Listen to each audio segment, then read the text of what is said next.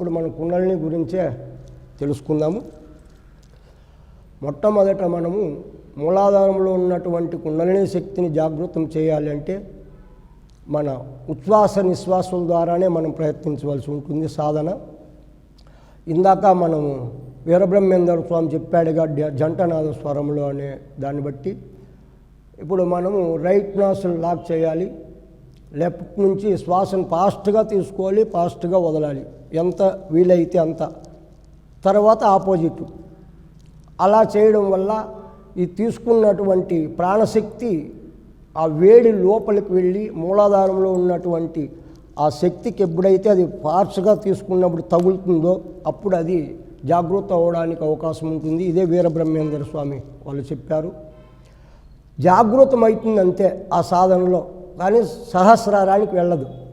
మళ్ళీ షడ్చక్రాలు దాటుకుంటూ సహస్రారానికి వెళ్ళాలి. ఆ శక్తి నిద్రలో ఉన్నటువంటి శక్తి. దానికి ఏం చెప్పారంటే మన యజుర్వేదము యోగతత్వోపనిషత్తు ఆధారంలో త్రిబంధాలు వేయమన్నాడు. బ్రహ్మగ్రంథి, విష్ణుగ్రంథి, రుద్రగ్రంథి, ఈ 3 గ్రంథులు భేదన జరిగితే మాత్రమే షడ్చక్రాలు దాటి సహస్రారానికి వెళుతుంది శక్తి. మన లలిత సహస్రనామంలో కూడా దీని గురించి చాలా అద్భుతంగా చెప్పారు. దీన్ని ఇంకొక రకంగా చెప్పారు. ఉద్యాన బంధం, మూలబంధం, జాలంధర బంధం. ఈ 3 బృందాలు వేసినప్పుడు మాత్రమే భగవద్గీతలో చెప్పినటువంటి ప్రాణాపాన 2 ఒక్కటి చేయొచ్చు. ఈ సాధన లేనిది మనం ఎన్ని చేసుకున్నా కూడా ఫలితమైతే ఉంటుంది, కొంతగా ఉంటుంది, పర్ఫెక్ట్గా ఫలితం ఉండదు. దీన్ని 1:4:2 అని కూడా ఈ ప్రాణాయామ సాధన బంధత్రయాల గురించి చెప్పారు. అప్పుడు మనము కుండలిని జాగృతి చేసుకున్న తర్వాత బంధాలు ఫస్ట్ శ్వాసను తీసుకోవాలి, కౌంటింగ్ ఉంటుందని. ఇప్పుడు ఒక 5 అంకెలు లెక్క పెట్టే వరకు శ్వాసను తీసుకుంటే రైట్ లాక్ చేసి లెఫ్ట్ ఉంటే తీసుకోవాలి. 5 కౌంటింగ్ చేసిన తర్వాత 20 కౌంటింగ్ వరకు బంధాలు అంటే శ్వాస తీసుకోవాలి, ఆఫ్ చేసుకోవాలి. ఫస్ట్ జాలంధర బంధం వేయాలి, తర్వాత ఉద్యాన బంధం వేయాలి, తర్వాత మూలబంధం వేయాలి. వేసి 5 తీసుకొని 20 కౌంటింగ్ వరకు లాక్ చేయాలంటే హోల్డ్ చేయాలి, శ్వాసను వదలకూడదు. హోల్డ్ చేసిన తర్వాత మళ్ళీ బంధాలు రిలీజ్ చేసి 10 అంటే 10 కౌంటింగ్ చేస్తూ శ్వాసను వదలాలి. ఇలాగే ఆపోజిట్ చేస్తూ ఉండాలి. అది బంధత్రయం అన్నారు. ఎప్పుడైతే మనము ఇప్పుడు తీసుకునేది ప్రాణవాయువు, వదిలేది అపానవాయువు. ఇప్పుడు మనము ప్రాణవాయువు తీసుకుంటాం. తీసుకొని మనం అలాగే కొంతమంది చెప్తున్నారు బంధాలు వేయకపోయినా కూడా మనము ఈ సాధన చేయొచ్చు అని. ఇప్పుడు బంధాలు వేయకపోతే శ్వాసను తీసుకుంటాము, ఇలాగే హోల్డ్ చేస్తాం. అలా హోల్డ్ చేసినప్పుడు ఏమవుతుంది, ఈ ముక్కల్లో నుంచి కొద్దిగా వస్తుంది, బయటకు వస్తుంది. అది కరెక్ట్ కాదు.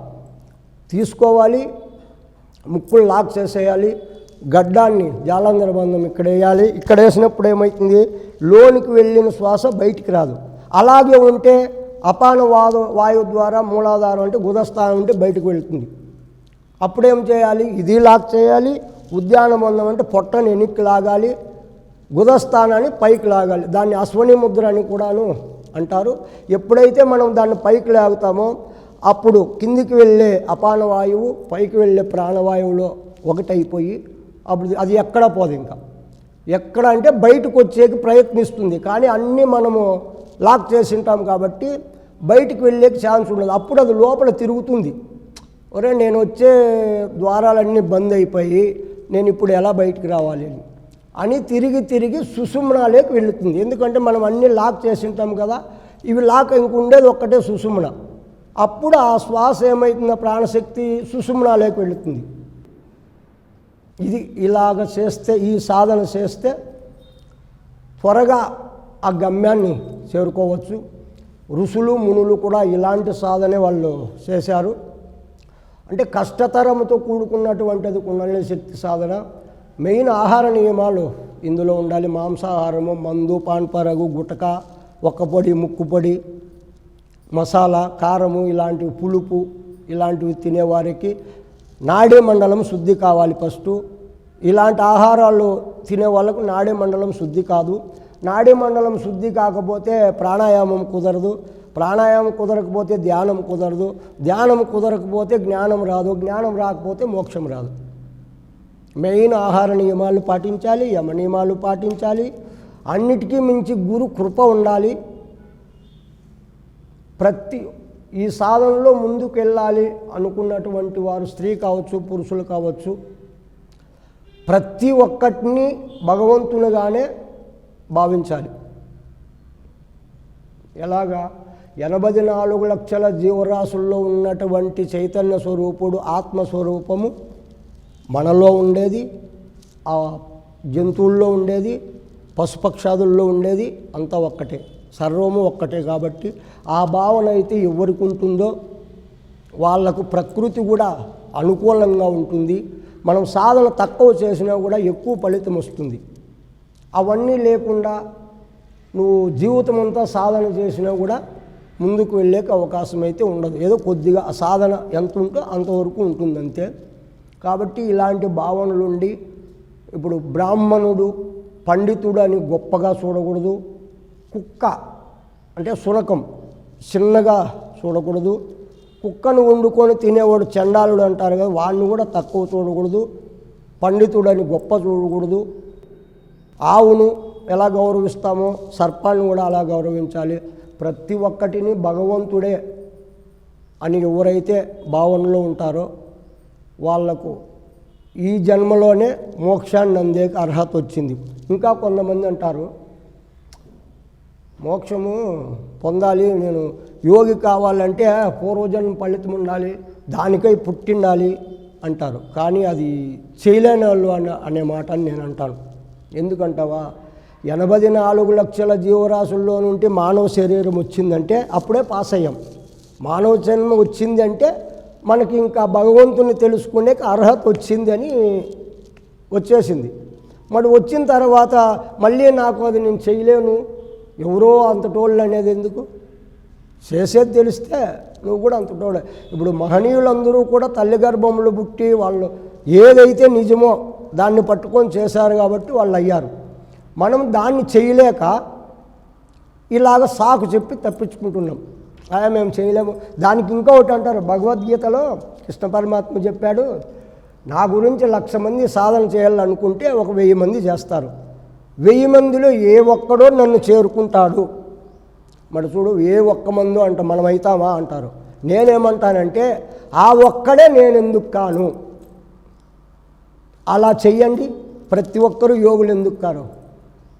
జిహ్వచాపల్లం మానాలి.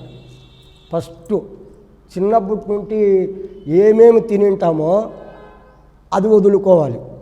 అది వదులుకోలేరు ఇనేటివి. ఇప్పుడు మన ఇంట్లో ఎన్ని గొడవలు ఉన్నా పట్టించుకోం, పక్కనింటో రోంత అంటే ఈ శివులు తెలియకుండా వాటికి పోయింట ఏమేమి మాట్లాడతారు నిందామని. ఎంత మాట్లాడాలో అంతే మాట్లాడాలి. అనవసరం ఎక్కువ మాట్లాడతాము, అవసరమైన మాట్లాడము.